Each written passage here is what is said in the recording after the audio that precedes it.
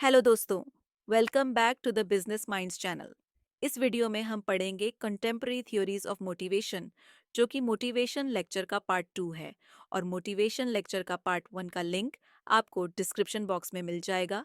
सबसे पहले हम देखेंगे सेल्फ डिटर्मिनेशन थ्योरी। जैसे कि नाम से ही पता चलता है, सेल्फ डिटर्मिनेशन थ्योरी यह कहती है कि वो गोल्स जो आप खुद अपने आप से सेट करते हैं, उनमें मोटिवेशन ज्यादा होती है कंपेयर टू वो गोल्स जो आपके लिए किसी और ने सेट किए हैं। तो सबसे पहली इम्पॉर्टेंट बात जो यह थ्योरी समझाती है, वो ये है कि जब भी आपको लगता है कि आप किसी चीज के लिए ऑब्लिगेटेड हो या मजबूर हो, तो मोटिवेशन गिर जाती है। अगर आप अपनी मर्जी से अपने गोल सेट करते हो, तो आपकी मोटिवेशन ज्यादा होती है। इसका मतलब यह हुआ कि अगर आपके पास अपने एक्शंस पे पूरा कंट्रोल है, तो आप ज्यादा मोटिवेट फील करोगे। लेकिन जब आपको किसी दूसरे के कहने पर काम करना पड़ता है या किसी और के लिए जिम्मेदारी उठानी पड़ती है, तो मोटिवेशन कम हो जाती है। मतलब, सेल्फ डिटर्मिन्ड गोल्स आपको ज्यादा रिवॉर्ड और सेटिस्फैक्शन देते हैं, क्योंकि यह आपकी अपनी चॉइस होती है। दूसरी बात जो सेल्फ डिटर्मिनेशन थ्योरी कहती है, वो ये है कि एक्सट्रिंसिक रिवॉर्ड्स, यानी कि बाहरी इनाम, आपके इंट्रिंसिक इंटरेस्ट को कम कर देते हैं। अब यह क्यों होता है? सोचो, आपको सैलरी, बोनस या बेहतर वर्किंग कंडीशंस मिल रही हैं। यह सब चीज़ें आपकी नेचुरल या इंट्रिंसिक इंटरेस्ट की जगह ले लेती हैं।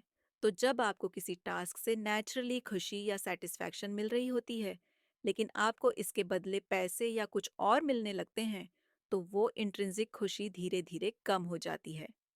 एक एग्जाम्पल लेते हैं। मैं एक एजुकेटर हूँ और मैंने कई एनजीओज के साथ मिलकर उन बच्चों को पढ़ाना शुरू किया है जो अदरवाइज पढ़ाई से वंचित रह जाते। इससे मुझे जो खुशी मिल रही है वो है इंट्रिंसिक इंटरेस्ट, मतलब दिल से खुशी और सेटिस्फैक्शन। साथ ही साथ थोड़ा बहुत मुझे एक्सट्रिंसिक रिवॉर्ड भी मिल रहा है। लेकिन जब मैं सोचती हूँ कि मुझे थोड़ा ज़्यादा पैसा भी कमाना चाहिए, तो मैं कुछ कमर्शियल इंस्टीट्यूशंस के साथ टाई अप कर लेती हूँ और वहाँ टीचिंग करना शुरू करती हूँ। अब क्या होता है? मैं पैसे तो ज़्यादा कमा रही हूँ, यानी कि मुझे एक्सट्रिंसिक रिवॉर्ड्स मिल रहे हैं, लेकिन साथ ही साथ वो जो दिल से खुशी मिल रही थी टीचिंग में, वो कम होने लगती है। इसका एक बड़ा रीज़न ये है कि मेरा इंट्रिंसिक इंटरेस्ट अब एक्सट्रिंसिक रिवॉर्ड्स ने रिप्लेस कर दिया है। दूसरा रीज़न ये है कि अब मुझ पर एक तरह की ज़िम्मेदारी आ गई है, जिसमें मैं स्टूडेंट्स को पढ़ाने के लिए रिस्पॉन्सिबल हूँ, क्योंकि उनसे मैंने फ़ीस ली है और मैं उस ऑर्गेनाइजेशन को भी जवाबदेह हूँ जहाँ मैं पढ़ाती हूँ। ये ज़िम्मेदारी और ऑब्लिगेशन मेरी मोटिवेशन को अंडरमाइन कर देती है, और वो सेटिस्फैक्शन जो पहले मिल रही थी, वो अब कम हो जाती है। यह एग्जाम्पल यह समझाता है कि जब भी एक्सट्रिंसिक रिवॉर्ड्स ज़्यादा हो जाते हैं, इंट्रिंसिक इंटरेस्ट कम होने लगता है और मोटिवेशन पहले जैसी नहीं रह जाती। अब तक हमने सेल्फ डिटर्मिनेशन थियरी के बेसिक कॉन्सेप्ट्स को समझा, लेकिन रीसेंट रिसर्च ने कुछ नए पर्सपेक्टिव्स भी जोड़े हैं। इन रीसेंट स्टडीज में यह देखा गया है कि एक्सट्रिंसिक रिवॉर्ड्स, जैसे कि salary hike, monetary bonus, verbal praise, भी मोटिवेटिंग हो सकते हैं, बशर्ते कि ये रिवॉर्ड्स और डेडलाइंस कोअर्सिव न हों। यानी जब तक ये रिवॉर्ड्स किसी पर जबरदस्ती नहीं थोपे जा रहे, तब तक ये मोटिवेशन को एनहांस कर सकते हैं। सेल्फ डिटर्मिनेशन थियोरी का यह नए तरीके से एनालिसिस हमें बताता है कि कभी-कभी सेल्फ डिटर्मिन्ड टास्क्स भी कुछ ऑब्लिगेशंस के साथ हो सकते हैं, और तब भी एक्सट्रिंसिक रिवॉर्ड्स उन्हें मोटिवेट कर सकते हैं। लेकिन यह समझना जरूरी है कि असली सेल्फ डिटर्मिनेशन थियरी सिर्फ दो कॉन्सेप्ट्स को टच करती है: ऑब्लिगेशन और एक्सट्रिंसिक वर्सेस इंट्रिंसिक रिवॉर्ड्स। अब अगले थ्योरी की तरफ बढ़ते हैं, जिसका नाम है एक्सपेक्टेंसी थ्योरी, जो विक्टर व्रूम ने दी थी। विक्टर व्रूम ने एक बहुत ही यूनिक पॉइंट समझाया कि मोटिवेशन का सोर्स रियलिटी नहीं, बल्कि परसेप्शन होती है। अब यह परसेप्शन क्या होती है? ये वो चीज़ होती है जो हम सच मानते हैं, भले ही एक्चुअल रियलिटी कुछ और ही क्यों ना हो। मतलब, किसी भी व्यक्ति के लिए उसकी अपनी परसेप्शन ही ज्यादा मायने रखती है, क्योंकि वही उसकी सोच को प्रभावित करती है। रियलिटी क्या है, उससे ज्यादा जरूरी यह है कि हम क्या सोचते हैं कि सच है। एक्सपेक्टेंसी थ्योरी के हिसाब से परसेप्शन ही मोटिवेशन को तय करती है किसी भी एक्शन की तरफ, न कि रियलिटी। अब आते हैं इस थ्योरी के दूसरे इंपॉर्टेंट पॉइंट पर। व्रूम ने मोटिवेशन और एफर्ट के बीच का रिश्ता डिफाइन किया और एक फॉर्मूला भी दिया जिससे हम मोटिवेशन को मेजर कर सकते हैं। यह फॉर्मूला कहता है कि मोटिवेशन का लेवल डायरेक्टली एक्सपेक्टेंसी, इंस्ट्रूमेंटालिटी और वैलेंस पर डिपेंडेंट होता है। अब यह तीनों चीजों का रिलेशनशिप समझते हैं। एक्सपेक्टेंसी का मतलब होता है कि व्यक्ति को लगता है कि उसका एफर्ट अच्छे परफॉर्मेंस तक ले जाएगा। इसकी डेफिनेशन के अनुसार एक्सपेक्टेंसी एक परसीव्ड प्रोबेबिलिटी है जिसमें एफर्ट से पॉजिटिव परफॉर्मेंस होने की उम्मीद होती है। यानी अगर एक व्यक्ति को लगता है कि उसका एफर्ट एक अच्छे परफॉर्मेंस को जन्म देगा, तभी वह अगले स्टेप तक जाकर परफॉर्मेंस और आउटकम और फिर आउटकम और मोटिवेशन के बीच का रिलेशनशिप समझेगा। अगर किसी भी व्यक्ति को लगता है कि उसके एफर्ट और परफॉर्मेंस के बीच कोई रिलेशनशिप ही नहीं है, यानी प्रोबेबिलिटी जीरो है, तो वह अपने एफर्ट को मोटिवेशन के साथ कनेक्ट करना छोड़ देगा। एक्सपेक्टेंसी की प्रोबेबिलिटी रेंज करती है 0 to 1, जिसमें 0 का मतलब है कि एफर्ट और परफॉर्मेंस के बीच कोई रिलेशनशिप नहीं है, और 1 का मतलब है कि एफर्ट और परफॉर्मेंस के बीच एक डायरेक्ट और प्रोपोर्शनल रिलेशनशिप है। अगर किसी व्यक्ति का एफर्ट 1 होता है और प्रोबेबिलिटी भी 1 है, तो उस व्यक्ति का परफॉर्मेंस भी डायरेक्टली 1 होगा।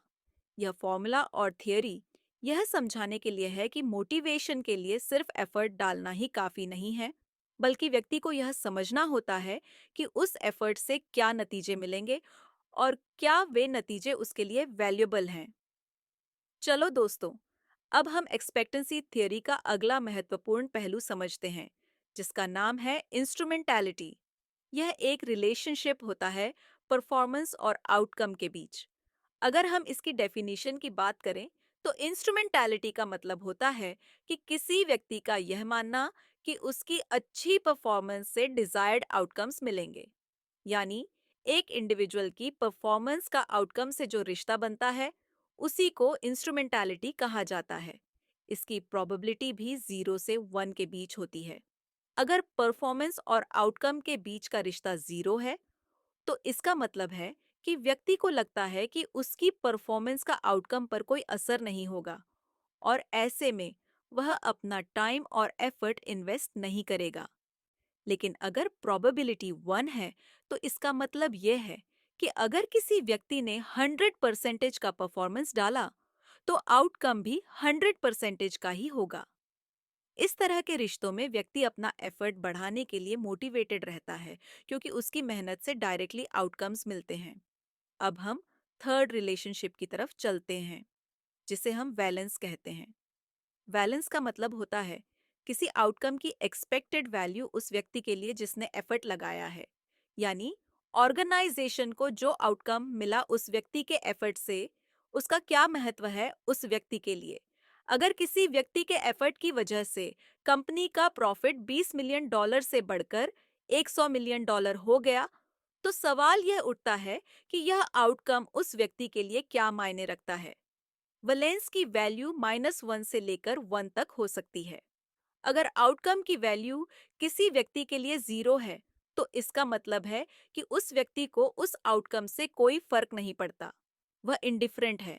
अगर वैलेंस की वैल्यू नेगेटिव है, तो इसका मतलब यह है कि आउटकम का रिजल्ट उस व्यक्ति पर नेगेटिव इम्पैक्ट डाल रहा है।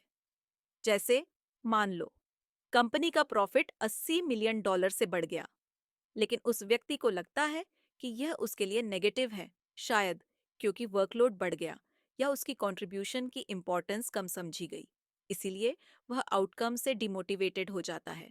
दूसरी तरफ, अगर वैलेंस की वैल्यू पॉजिटिव है, तो कंपनी के प्रॉफिट का इंक्रीज उस व्यक्ति के लिए वैल्यूएबल है और वह उससे मोटिवेट फील करता है। तो किसी भी टास्क की वैल्यू एक व्यक्ति के लिए पॉजिटिव, 0 या नेगेटिव हो सकती है। एक्सपेक्टेंसी थ्योरी के अनुसार मोटिवेशन को एक्सपेक्टेंसी, इंस्ट्रूमेंटालिटी और वैलेंस के प्रोडक्ट के रूप में डिफाइन किया जाता है।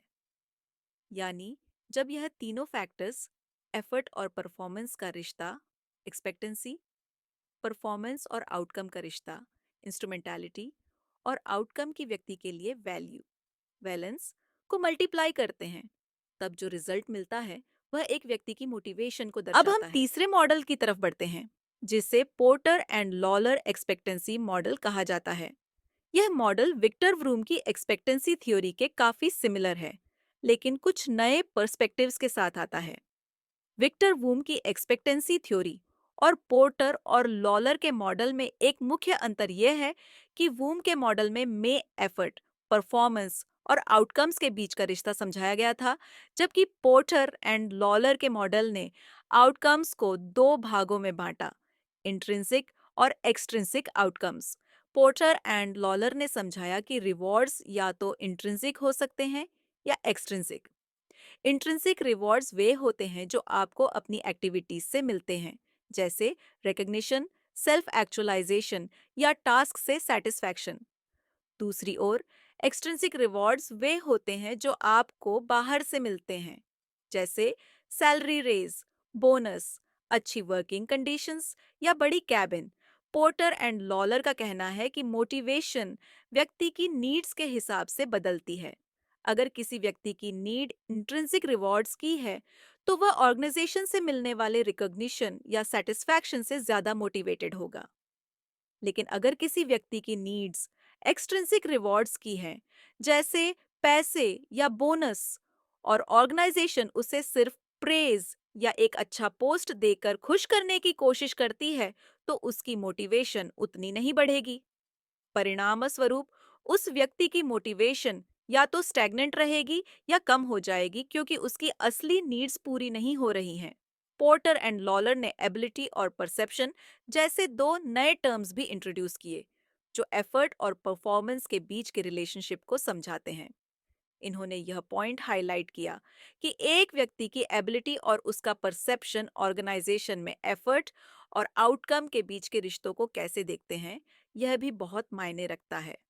यानी एक व्यक्ति का अपनी काबिलियत पर विश्वास और उसका ऑर्गेनाइजेशन में अपने एफर्ट से आउटकम मिलने की सोच उसकी ओवरऑल मोटिवेशन को डिफाइन करती है। अब आते हैं एक्विटी थ्योरी पर, जो स्टेसी एडम्स ने प्रपोज की थी। एक्विटी थ्योरी एक ह्यूमन नेचर को एड्रेस करती है। हम अपने आप को दूसरों से कंपेयर करते हैं। हम अपनी इनपुट्स और आउटपुट्स को इवैल्यूएट करते हैं और यह देखते हैं कि क्या हमारे कॉन्ट्रीब्यूशंस और ऑर्गेनाइजेशन के दिए गए रिवॉर्ड्स बैलेंस्ड, फेयर और जस्ट हैं। इक्विटी थ्योरी कहती है कि अगर एक व्यक्ति को लगता है कि उसके साथ अन्याय हो रहा है, तो उसकी मोटिवेशन और परफॉर्मेंस पर नेगेटिव इम्पैक्ट होता है।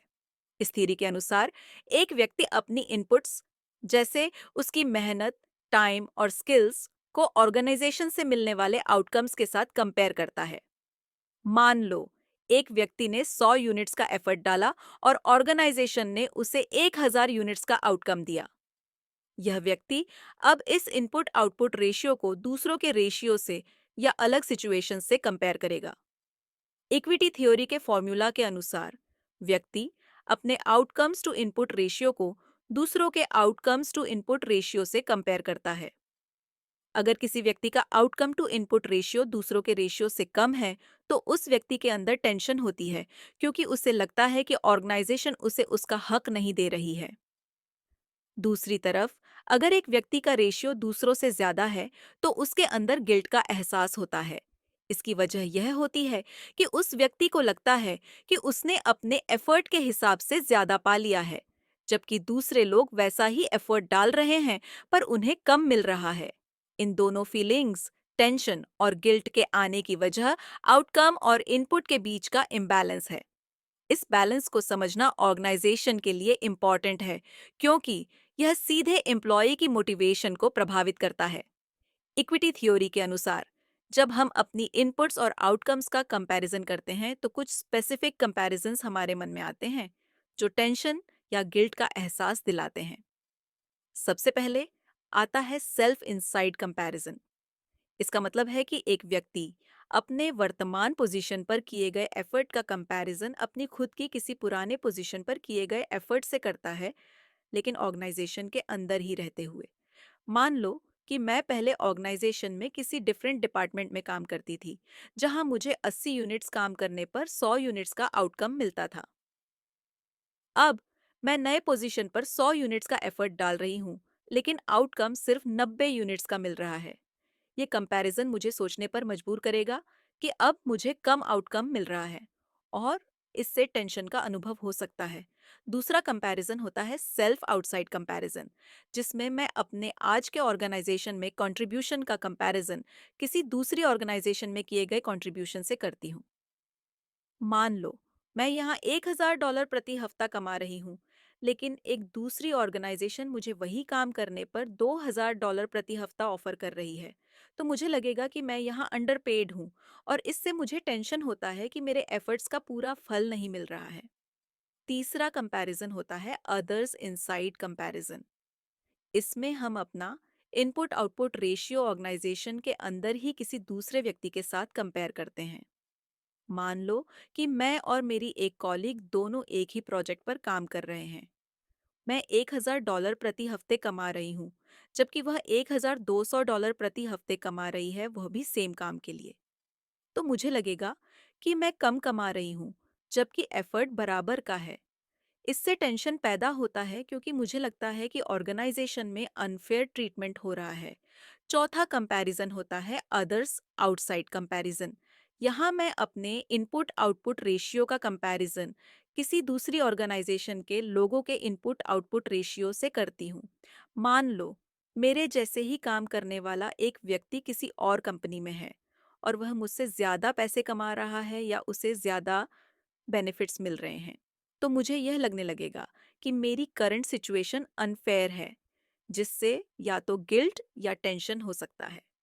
जब इन कंपैरिजंस के बाद टेंशन या गिल्ट का अनुभव होता है, तो उससे छुटकारा पाने के लिए कुछ करेक्टिव एक्शंस लेना जरूरी होता है। पहला एक्शन होता है चेंज इनपुट।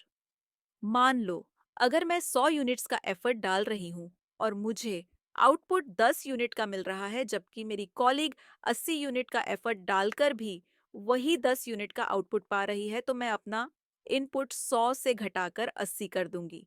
मतलब मेरे काम करने का जो एफर्ट है वह कम हो जाएगा, क्योंकि मुझे लगता है कि मेरे एफर्ट्स के बदले आउटकम जस्टिफाइड नहीं है। दूसरा एक्शन होता है चेंज आउटपुट। इस एक्शन में मैं ऑर्गेनाइजेशन से डिमांड कर सकती हूँ कि मुझे मेरी मेहनत के हिसाब से ज़्यादा रिकग्निशन मिलना चाहिए, सैलरी रेज मिलना चाहिए या किसी सीनियर पोजीशन पर प्रमोशन मिलना चाहिए। मान लो मैं अपने एफर्ट्स के बदले बेटर वर्किंग कंडीशंस या एक बड़ी कैबिन की उम्मीद करती हूँ, तो ये मेरी आउटकम एक्सपेक्टेशंस को फुलफिल करने के लिए होगा। ये करेक्टिव एक्शंस इसलिए इम्पॉर्टेंट हैं क्योंकि यह एक व्यक्ति को उसके टेंशन और गिल्ट से राहत दिलाते हैं और उसकी मोटिवेशन को वापस बैलेंस में ले आते हैं। इस तरह से इक्विटी को मेंटेन करना ऑर्गेनाइजेशन के लिए भी जरूरी होता है, ताकि एम्प्लॉय की प्रोडक्टिविटी और सेटिस्फैक्शन बनी रहे। जब किसी व्यक्ति को अपनी जॉब के दौरान टेंशन या गिल्ट होता है क्योंकि उसको लगता है कि इनपुट्स और आउटकम्स का बैलेंस ठीक नहीं है, तो वह अपनी मोटिवेशन को वापस पाने के लिए कुछ करेक्टिव एक्शंस ले सकता है। पहले हमने बात की थी चेंज इनपुट और चेंज आउटपुट की। अब आगे चलते हैं और समझते हैं कुछ और करेक्टिव एक्शंस। तीसरा करेक्टिव एक्शन है डिस्टोर्ट सेल्फ परसेप्शन। मान लो एक व्यक्ति 100 यूनिट्स का एफर्ट डाल रहा है और उसको 10 यूनिट्स का आउटकम मिल रहा है, लेकिन दूसरी तरफ एक और व्यक्ति 120 यूनिट्स का एफर्ट डाल रहा है और उसे भी 10 यूनिट्स का आउटकम मिल रहा है। अब पहले व्यक्ति को गिल्ट होगा क्योंकि वह कम एफर्ट डाल रहा है, पर आउटकम दोनों का सेम है। इस गिल्ट से बचने के लिए यह व्यक्ति अपनी सेल्फ परसेप्शन को डिस्टॉर्ट कर सकता है। वह सोचने लगता है कि मुझे लगा मैं सिर्फ 100 यूनिट्स काम कर रहा हूँ, पर शायद मैं भी 120 यूनिट्स डाल रहा हूँ, इसलिए मेरा आउटकम ठीक ही है। इस तरह अपने काम या इनपुट की परसेप्शन को बदलकर वह गिल्ट का एहसास कम करने की कोशिश करता है। चौथा करेक्टिव एक्शन है डिस्टॉर्ट परसेप्शन ऑफ अदर्स। इसमें व्यक्ति अपने बारे में परसेप्शन बदलने की जगह दूसरों के काम के बारे में अपनी सोच बदलता है। मान लो पहले उसने सोचा कि दूसरा व्यक्ति 100 यूनिट्स डाल रहा है। अब वह अपने दिमाग में यह सोचने लगता है, नहीं, वह भी शायद 100 यूनिट्स ही काम कर रहा है। इस तरह वह अपने गिल्ट या टेंशन को कम करने के लिए दूसरों की काम की परसेप्शन को डिस्टॉर्ट करता है। पांचवा करेक्टिव एक्शन है चूज अ डिफरेंट कंपैरिजन। यदि किसी व्यक्ति को लगता है कि उसने जो कंपैरिजन ग्रुप लिया है वह ठीक नहीं है, तो वह किसी और व्यक्ति या ग्रुप को अपना कंपैरिजन बनाता है। मान लो पहले उसने पर्सन ए के साथ अपना कंपैरिजन किया जो 120 यूनिट्स का इनपुट डाल रहा है, लेकिन अब वह किसी पर्सन बी को चुनता है जो 100 यूनिट्स का इनपुट डाल रहा है और उसका आउटकम भी 10 यूनिट्स है। इससे उस व्यक्ति को बैलेंस मिल जाता है और गिल्ट या टेंशन कम हो जाता है। आखिरी करेक्टिव एक्शन जो सबसे एक्सट्रीम स्टेप होता है वह है क्विटिंग द जॉब। जब किसी व्यक्ति को लगता है कि कोई भी कंपैरिजन या करेक्टिव एक्शन काम नहीं कर रहा और ऑर्गेनाइजेशन में अनफेयर ट्रीटमेंट से निकलना मुश्किल हो गया है, तो वह अपनी नौकरी छोड़ने का फैसला ले लेता है। वह किसी नए ऑर्गेनाइजेशन में शिफ्ट होता है जहां उसे लगता है कि उसको अपने काम का पूरा मोल मिलेगा और टेंशन या गिल्ट का अनुभव नहीं होगा। इन सब एक्शंस का एक ही मकसद होता है, अपने मन में बैलेंस बनाना और अपनी मोटिवेशन को वापस पाना। इक्विटी थ्योरी यह बताती है कि जब तक एक व्यक्ति को लगता है कि उसका इनपुट आउटपुट रेशियो फेयर है, तब तक उसकी प्रोडक्टिविटी और मोटिवेशन हाई रहती है। लेकिन जहां यह बैलेंस बिगड़ता है, वहीं करेक्टिव एक्शंस की जरूरत पड़ती है ताकि वह अपने काम में वापस से वही डेडिकेशन ला सके।